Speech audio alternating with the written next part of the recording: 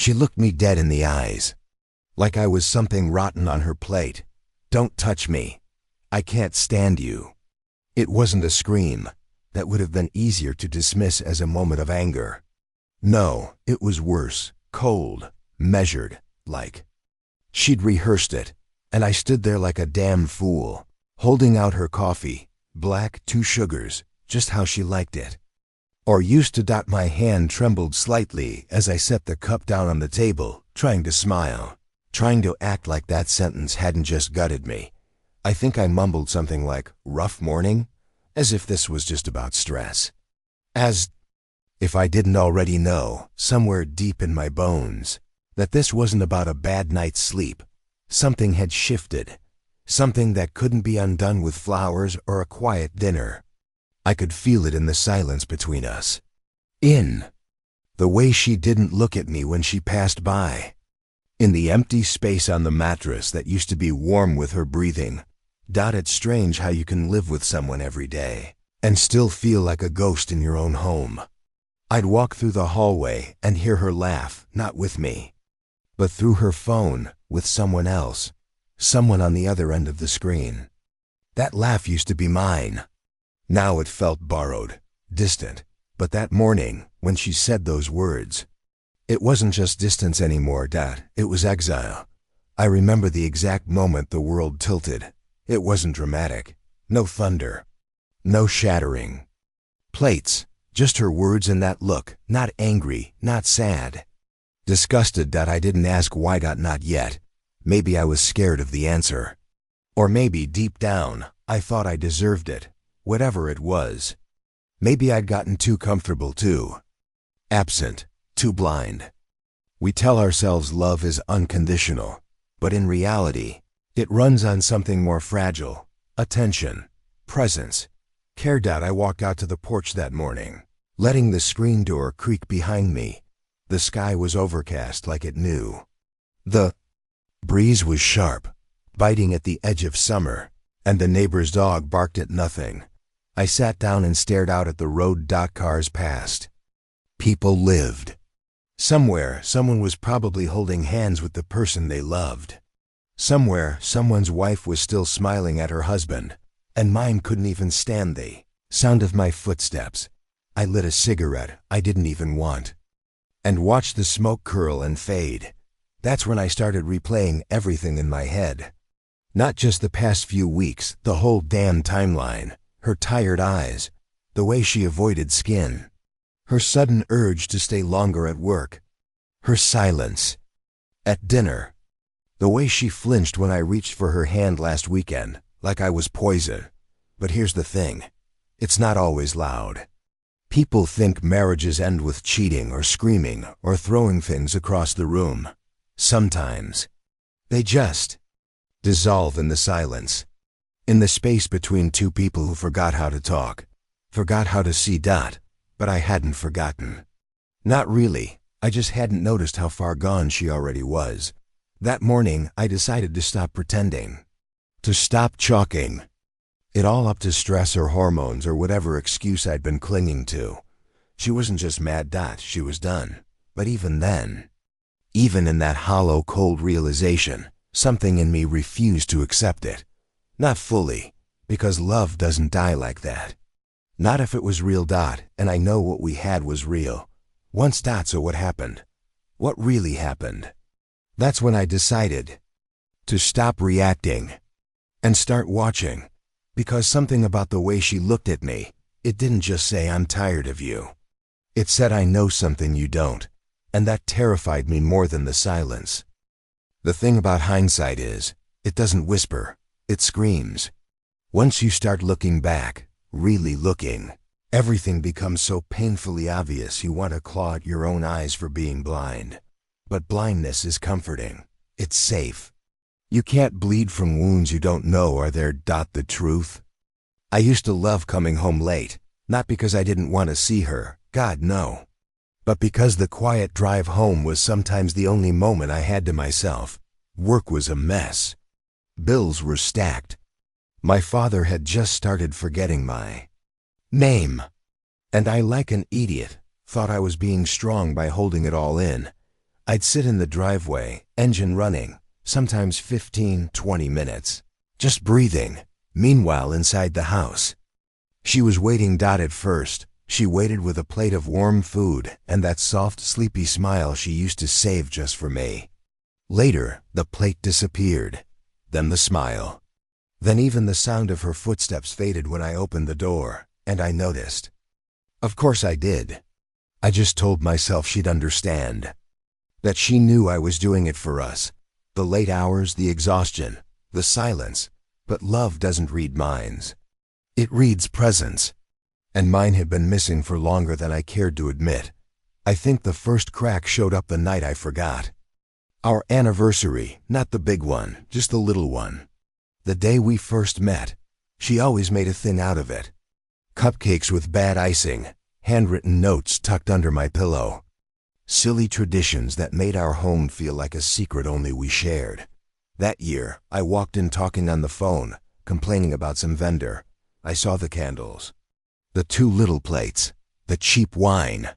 Her dressed up in that green sweater I loved, and I said nothing. I didn't mean to hurt her. I just didn't see it. She smiled and nodded, told me it was okay. Said she understood. But something in her dimmed that night. The cupcakes were never made again, and I thought, she's just tired. It'll pass. But it didn't. And over time she stopped waiting for me to come home. She stopped sending me the morning texts. She stopped reaching for me in bed, and I just assumed we were getting older. That this was normal. That love settles. God, I was so wrong. Because when love settles, it should still feel like home. But she was slowly moving out of that home in her heart. Room by room. Memory by memory. And I was too busy holding everything else together to notice. She'd started packing. It wasn't just the absence of affection. It was the growing coldness. The way she started taking her phone with her to the bathroom. The way her smiles were rarer than thunderstorms in August. The way she'd pause a conversation with me to respond to a message, then forget what we were talking about entirely. Still, I didn't question it, because I trusted her, because she was my person, and you don't suspect the one you love the most of hiding something, of becoming someone else, but maybe that's what love does. It makes you blind, until it slaps you in the face with a sentence like, "Don't touch me. I can't stand you." And even then, even after all that, I wanted to believe there was something I could do. That maybe if I just said the right thing, took a weekend off, bought her flowers, held her the right way. But no, that door had closed long before I noticed the draft. Still, something didn't sit right. It wasn't just distance. It was defensiveness. The sharp tone, the way she flinched at kindness. Like I was the villain in some story I hadn't even read. It made no sense. Until one night, I came home to find her standing outside on the porch, talking on the phone. She didn't hear me pull up. I watched through the windshield as she paced back and forth, barefoot on the wooden boards, her arms wrapped around herself, her face lit by the screen. She was smiling, not the small polite one she gave me now and then, but the real one. The one I hadn't seen in months. The one I thought had died, and I realized in that moment, that smile wasn't mine anymore, and maybe it never would be again. I should have walked up to her that night. Should have said something, anything, but I didn't. I sat there in the car, lights off, engine quiet, watching her mouth move, soft, fast, smiling. Words meant for someone else. Someone I didn't know. Someone I hated. Not because I knew him, but because he held something that used to belong to me.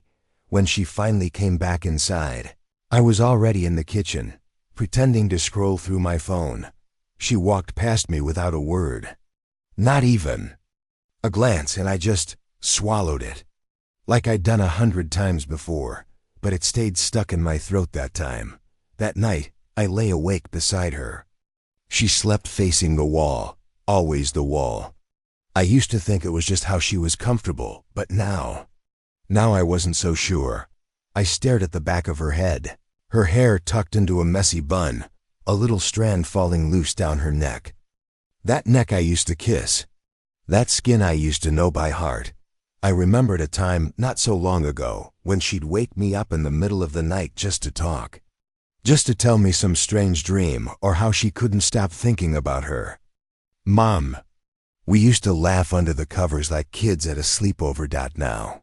Even our breathing was out of sync. I reached for her, gently, not to hold her, not to wake her. Just to feel something, anything. And she flinched in her sleep, subtly, barely. But enough. She didn't want me near her, not even in her dreams. I pulled my hand back like it had been burned. The next morning, she made breakfast. Eggs, toast, nothing special. But she used to hum while she cooked. Now, the silence was so thick I could hear the toaster cooling down. She placed my plate in front of me without eye contact. You working late tonight? She asked flat. No, I said. Thought maybe we could have dinner. Her jaw tightened. Just enough to notice. Sure, but there was no warmth. No us in her voice. Later that afternoon, I found myself wandering through old photos on my phone. Pictures of us at the lake. Her laughing in the passenger seat, sunglasses crooked, hair whipping around in the wind. I used to love how she hated being photographed, which made every candid shot feel like a stolen treasure. I scrolled and scrolled until the photos just stopped. The last one of us together was from 6 months ago. Everything after that. Pictures of her alone, her coffee, her shoes, her desk, her food. Not a trace of me. I didn't need a forensic expert to tell me what was happening. I could feel it. She was slowly erasing me, and I started to notice more. Like how she suddenly had new passwords on her phone. Or how she kept her screen tilted away when she texted. Or how she started locking the bathroom door. I'm not stupid. I just didn't want to be right. Because once you admit it, once you say it out loud, there's no going back. And then, one night, it happened again. We were on the couch. A movie was playing, something we used to love. And I reached out gently, put my hand on her knee.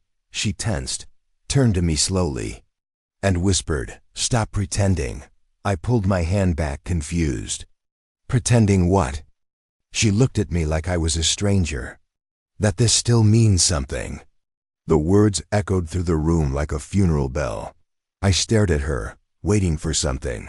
A tear, a laugh, a smile to say she didn't mean it, but all she did was stand and walk to the bedroom.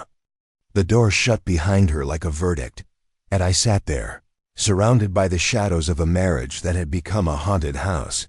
That's when I decided. No more silence. If I wanted answers, I'd have to stop trusting the surface and start digging into the things she wasn't saying. Because no one wakes up one day and suddenly stops loving you. It happens slowly, behind closed doors, in whispered calls and deleted messages, and I was done being in the dark. The hardest part wasn't the distance. It wasn't even the words. It was pretending I didn't hear them echo long after she walked out of the room. That night, I lay in bed staring at the ceiling, watching the slow-turning fan like it might spell something out in its motion. I could hear her breathing, not soft, not calm, but shallow. Restless, like she was waiting for something. Or someone. And still, I did nothing. Because I needed to be smart. Reacting would only push her further. Pushing would make me look desperate. And more than anything, I didn't want to be that man. The one who begged to be loved again when it was already too late. So I started listening more than speaking. Not to her words, those had long turned hollow, but to her pauses, her silences. The moments when she would hesitate before answering a simple question. The way her eyes would flick to her phone when it buzzed, but she wouldn't pick it. Up until I left the room. There's something brutal about watching someone you love hide things from you. I remembered the drawer in her study. The one she used to keep open, cluttered with pens, receipts, and charger cords. Lately, it had been shut, locked, not with a key but with intention. One morning, When she left for a jog, something she'd only recently taken up, I stood there, in front of that drawer, heart racing like I was robbing a stranger. I opened it. Inside, I found what you might expect: paper clips, post-its, lip balm. But beneath it all, folded carefully between two notebooks, was a letter, handwritten, no envelope. I didn't recognize the handwriting at first. And then it hit me. It wasn't hers. I read it once, then again, slower. There were no names, no confessions of love. But it was intimate, familiar. Something about the way the writer spoke to her, as if they'd known each other for years. As if they'd shared things I hadn't been part of. Last night still lingers on my skin. Does he suspect anything? Yet, I hate seeing you pretend. Each sentence sliced a little deeper, but I didn't scream. I didn't slam the drawer. I didn't call her or confront her or break anything in the house. Instead, I put the letter back exactly where I found it. I sat down in the hallway and let the quiet wrap around me like a shroud, because I needed to understand why. What had I missed? When had I stopped being enough? That weekend, I offered to take her car for an oil change, something I hadn't done in months. She looked surprised, grateful, almost soft. I didn't do it for the oil. I did it to check the GPS history. It felt disgusting, like violating something sacred. But she'd already done that, not with her body, necessarily, but with her trust. The addresses were mostly mundane. Grocery store, office, gym. But there was one. A small park on the other side of town, quiet, isolated. I zoomed in on the satellite view. Benches, trees, a duck pond. Nothing extraordinary. Except that she'd been there 4 times in the last 2 weeks, and never once mentioned it. That night, I watched her. The way she twirled her fork at dinner, barely eating. The way she kept glancing at the clock above the fridge. The way she said, "I think I'm gonna turn in early." She used to say that when she wanted me to follow her. Now it meant she wanted to be alone. I waited 15 minutes after she went into the bedroom. Then I walked to her purse. Another thing I never used to touch. Inside was her phone. She'd never let it out of her sight before. But tonight, she'd forgotten. Or maybe she trusted I wouldn't go there. I almost didn't. But I did. Opened the messages, and I saw it. A thread. Dozens of messages. A name I didn't know. Photos. Words I hadn't heard in years. Miss you. Can't wait. Soon. And beneath it all, a selfie she'd sent. Taken in our bathroom. Wearing my shirt. But the smile in that photo? That smile hadn't been for me in a long time. I stood there, phone in hand, heart silent. No rage. Just a quiet collapse. Like a building that knows it's no longer standing on solid ground. And still, I said nothing, because I needed more than evidence. I needed truth. Real, undeniable, spoken truth, the kind that leaves no room for excuses. And I was going to get it, on my terms. I didn't sleep that night. I lay next to her, staring at the ceiling again, counting the seconds between the cars passing outside, the hum of the fridge, the soft click of the bedroom vent. She slept soundly, peacefully, even. That killed me, because now I knew she wasn't just tired. I knew it wasn't just resentment or detachment. I knew she had someone else, someone who made her smile in ways I couldn't anymore. But still, something didn't add up. The messages were vague, careful, no names, no direct references. It wasn't an affair with heat or obsession. It felt older, familiar, almost calculated. I needed to see this man, not for revenge, not even for justice. I needed to see who she had become when I wasn't looking. So 2 days later, I followed her. I told her I had a meeting out of town. Left the house early. Waited in my car a block away. She left around 10 a.m. hair done. Casual. Clothes. No makeup, just lip balm. The kind she used when she didn't want to try, but still wanted to be seen. I watched her drive. Kept my distance. 20 minutes later, she pulled into the park. That same park, the one tucked into the trees. The one with the duck pond. I parked across the street. Watched her sit on a bench facing the water. 5 minutes passed. Then 10. And then he arrived. He didn't walk toward her.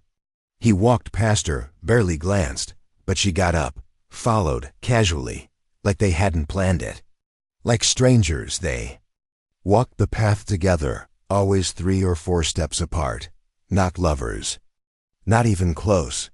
They sat on a bench farther down, partly obscured by the trees, and they talked. No touching, no affection. Just talk. I couldn't hear them, but I could read the body language. She leaned in at one point, her hand pressing into her temple like she was in pain. He nodded slowly. Reached into his coat, pulled something out. She held it, clutched it. And then she cried. I hadn't seen her cry in months. Not when we fought. Not when I left for days at a time after arguments. Not when I said I missed the woman I married and she didn't answer. But here, in front of him, she unraveled. And suddenly, my fury softened, because whatever this was, it wasn't romantic. It was something deeper, wounded, buried. When she got back home that afternoon, I acted normal. Pretended to be tired from my meeting. She made dinner that night. It wasn't much, grilled cheese and tomato soup, but it was the first time she'd made me something in weeks. She didn't look me in the eyes, but she sat across from me. And halfway through the meal, she asked softly, "How was your trip?" "Quiet," I said. "Lots of waiting around." We both chewed in silence, and then she added, "Sometimes silence says more than shouting." It caught me off guard. She looked at me then, really looked, and I saw something behind her. Eyes I hadn't seen in a long time. Guilt. Not the guilt of cheating, but the guilt of hiding. That night, while she was in the shower, I checked the trash can in her car. Something told me to. Something about that moment at the park. It wouldn't leave me alone, and there it was. A prescription bottle. Still full. Antidepressants. Not hers. Her sister's name on the label. I froze. Her sister had died last year. Overdose. A history of mental health issues. A long, hard battle with depression, anxiety, and shame. They hadn't been close for a long time. At least, that's what she told everyone. I brought the bottle inside. Set it on the table. When she came out, towel around her hair, she saw it. Everything stopped. Her face dropped. Her knees buckled a little. "I can explain," she said. But her voice cracked. And then she sat down and whispered. I never stopped talking to her. I didn't speak. I was helping her. In secret. She didn't want Mom or Dad to know. I'd see her once a week. She said she was doing better. She promised. She took a shaky breath. And then she was gone, just like that. A text unread. A missed call. And that bottle. It's the last thing she gave me. She looked up at me, eyes red. I go to the park because that's where I last saw her. That man, he was her sponsor. She told me if anything ever happened, he'd know. What to say? He doesn't know everything. Just enough. I swallowed hard. What about the messages? I asked quietly. They're from her phone. I couldn't delete them. I just kept texting her, pretending she was still there. She let the words hang in the air. And suddenly, all my anger, all the suspicion, melted into something heavier. Grief. Not mine, hers, unspoken, unprocessed, drowning her slowly while I thought she was drifting away from me. But in truth, she was just lost, and I hadn't even noticed. I didn't say anything for a long time. What do you say to someone who's been drowning beside you while you were too busy checking your own pulse? The letter in the drawer. The vague messages, the park, they weren't signs of betrayal. They were breadcrumbs from a woman slipping through the cracks, hoping someone would notice, and I hadn't. I thought you were cheating, I said finally, my voice low, brittle. She didn't flinch. just nodded. I know, she whispered. That's why I said what I said. Don't touch me. I can't stand you. I wanted to push you away before you asked questions I couldn't answer. Tears filled her eyes, but she didn't let them fall. I was ashamed, she said, of hiding her, of pretending I was fine, of not saving her. She looked up at me then, and for the first time in months, I didn't see hatred or disgust or coldness. I saw a woman breaking, not because she didn't love me, but because she didn't know how to love anyone anymore, not without guilt, not without fear that she'd fail again. I reached across the table and took her hand, Dot. It was cold.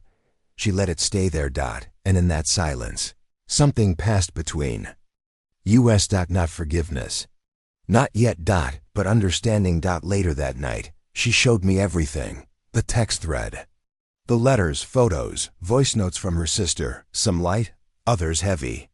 One recorded just 2 days before she died, laughing about a bad haircut, saying she was feeling okay. It destroyed me, because I realized how much pain my wife had been carrying, all while I'd been obsessed with my own fears, my own ego. I had mourned the version of her I missed, but she had been mourning her sister, quietly, alone, in a house full of closed doors and unspoken grief. We talked that night, not just about the loss, but about us. About how disconnected we'd become, how long we'd both been pretending. She admitted she resented me, not because I didn't care, but because I stopped asking. I needed you to see me, she said. But you kept seeing what we used to be, not what we were becoming. We cried. Separately, then together. She told me she still didn't know how to move forward. I told her I didn't either, but I wanted to try, not to fix what we had, but to understand what we still could become. Weeks passed. We started therapy, both together and on our own. Some nights were still silent, but the silence felt different now. Not hostile. Healing. She still visited the park. I started going with her sometimes. We'd sit on separate benches facing the water, saying nothing, just remembering. One day, she took my hand there, squeezed it, and whispered, "Thank you for not giving up when I already had." That moment didn't fix everything, but it was enough. Enough to begin. Share your thoughts in the comments below. Thank you for your time.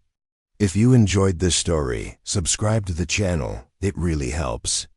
Click the video on the screen, and I'll see you there.